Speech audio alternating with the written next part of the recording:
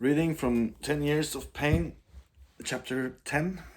And as you might have noticed, these chapters in the clips are not following the chapters of the actual book, because some chapters are just like one page, barely, and others are longer. And this next chapter that I'm going to read is called Tattoos. And before I read it, I can already tell that this is going to be embarrassing.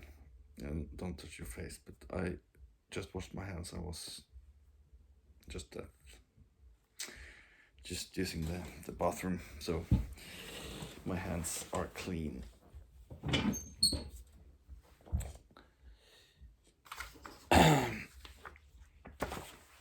Tattoos. I would probably not have included this chapter at all if I was making the call today. Picture of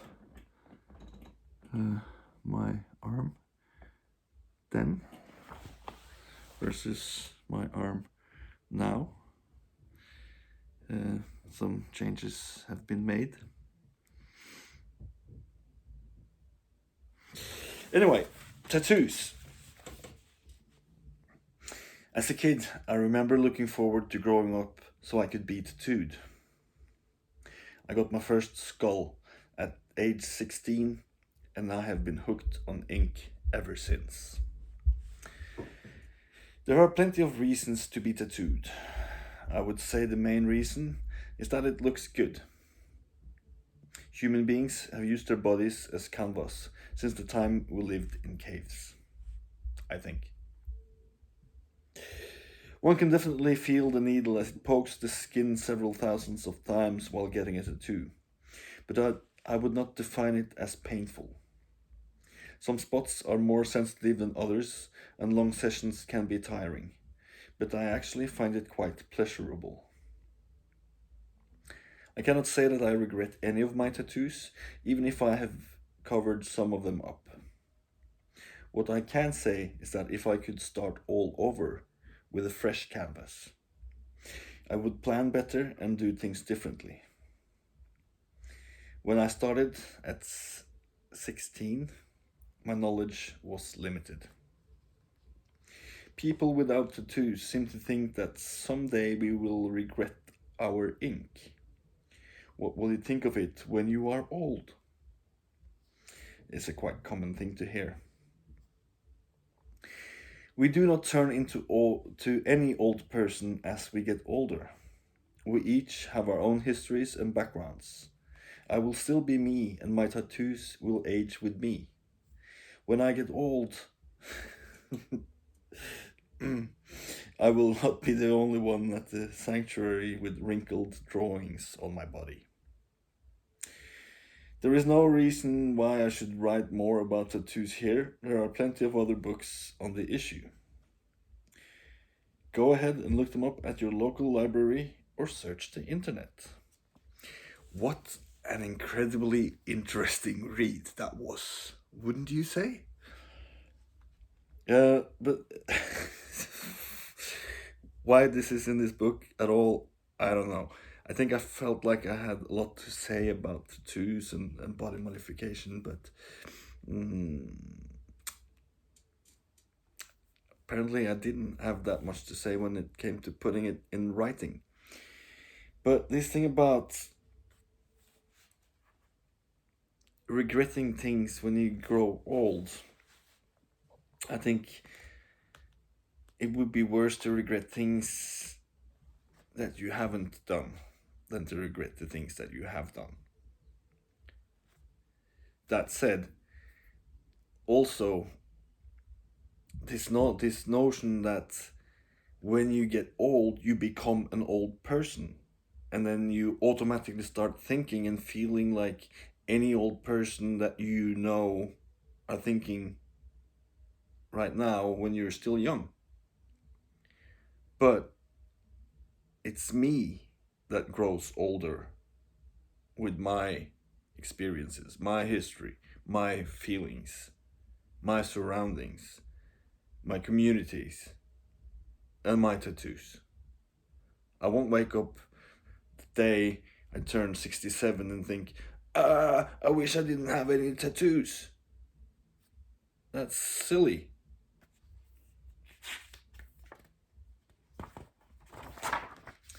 Now, we're getting to my favorite chapter called Accidents and Errors.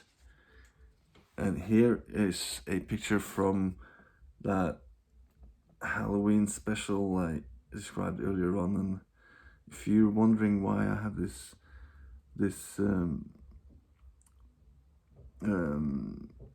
gaffer tape around my arm, is that my arm was actually in the plaster cast. And I have a fresh scarification done live in the performance on my belly there. Reads pain. I'm sure you can read for yourself. Anyway, let's get to accidents and errors.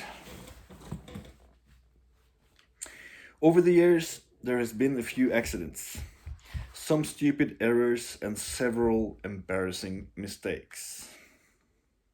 In no particular order, I will share some of them with you.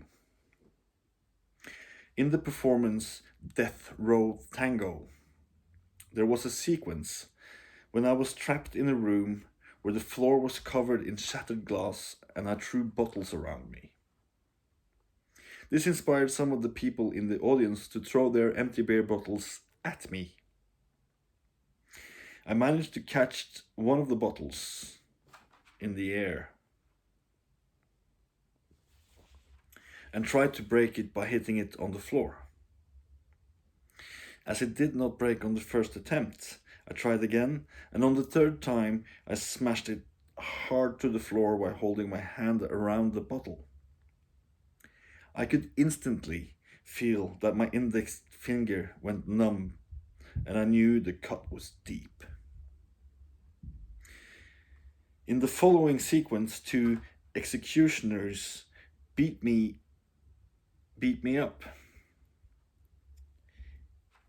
I tried to signal to them that something had gone wrong and that we should come to an end, where I was come to the end, where I was going to be shot in the back in my attempt to escape. And I wanted to get to the end sooner than what we had planned for. They didn't realize what had happened and continued beating and kicking me, according to script. They had no reason to react to all the blood, as I had several cuts elsewhere on my body.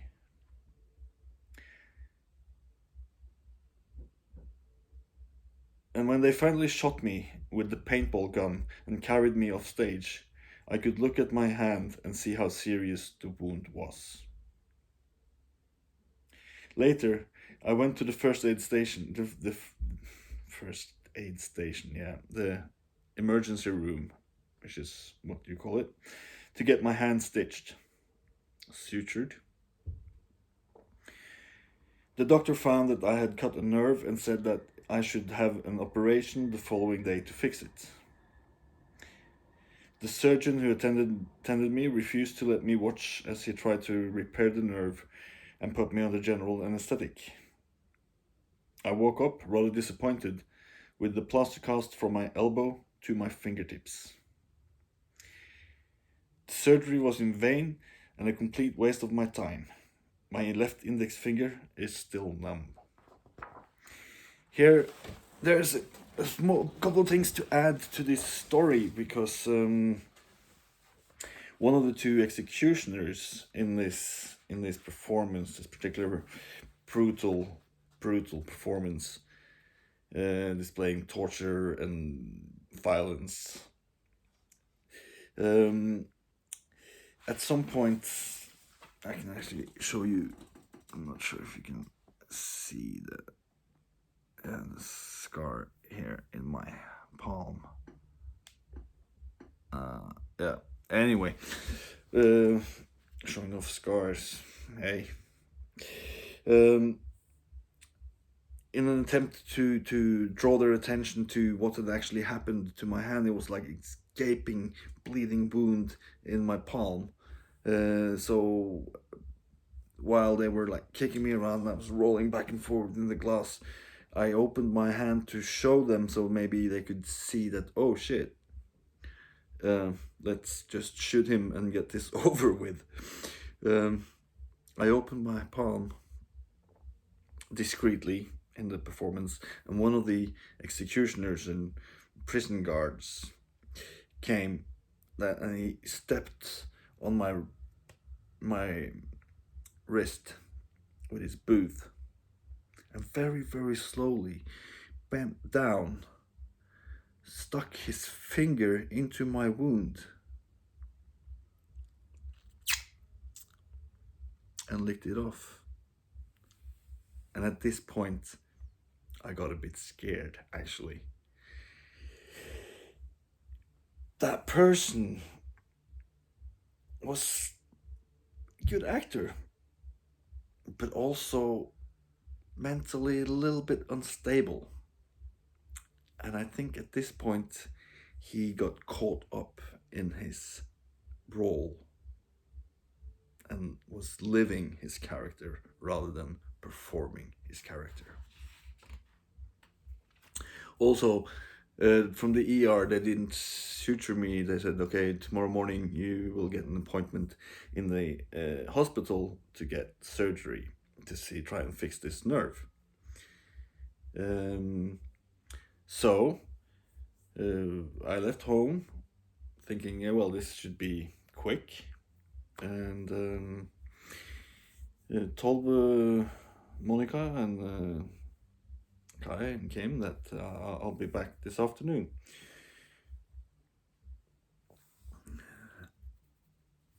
So I get there and I said, hey, can I stay awake during the surgery, because I'd like to watch. I'm curious and interested and I can handle it. And they said, yeah, we'll see about that. And then they gave me the injection,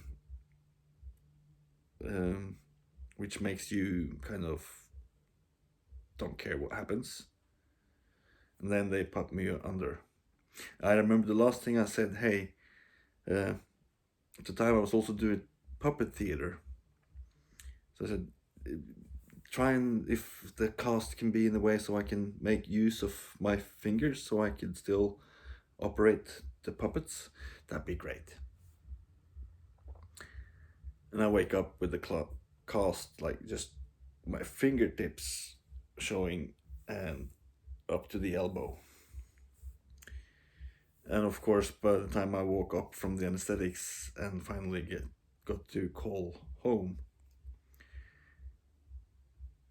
I was getting like a bucket full of like, why didn't you call earlier? It's like, hey, sorry, I was put in general anesthetics. I was passed out for I don't know how long.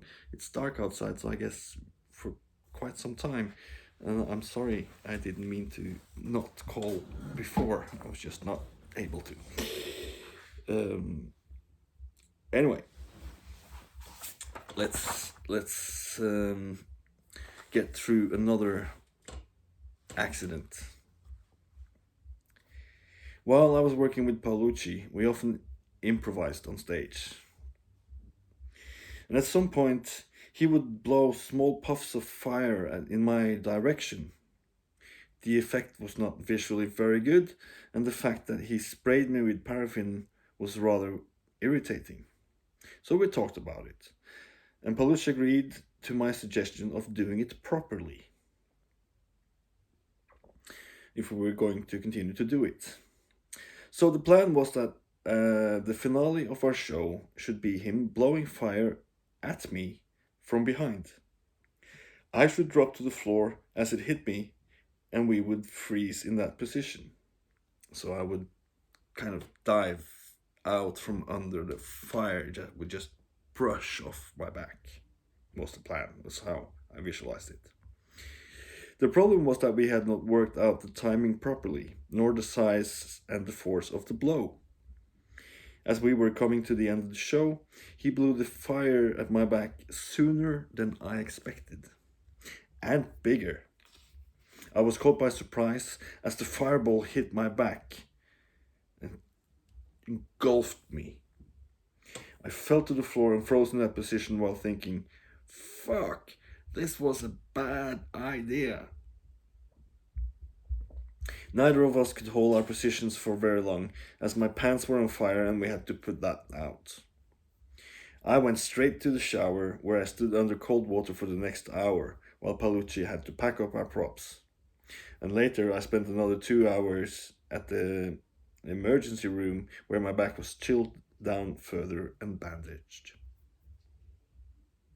After this event, we decided to take that part out of the show.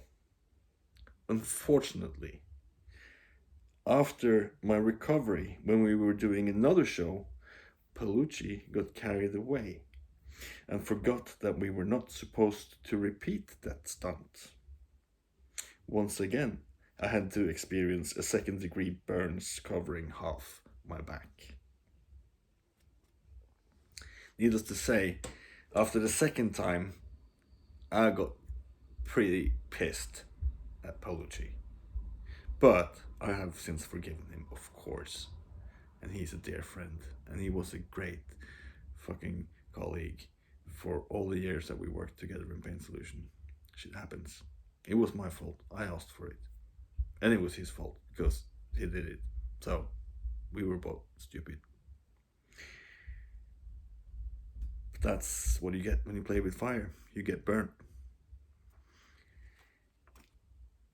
I'll take a break here, and then I will continue to read Accidents and Errors.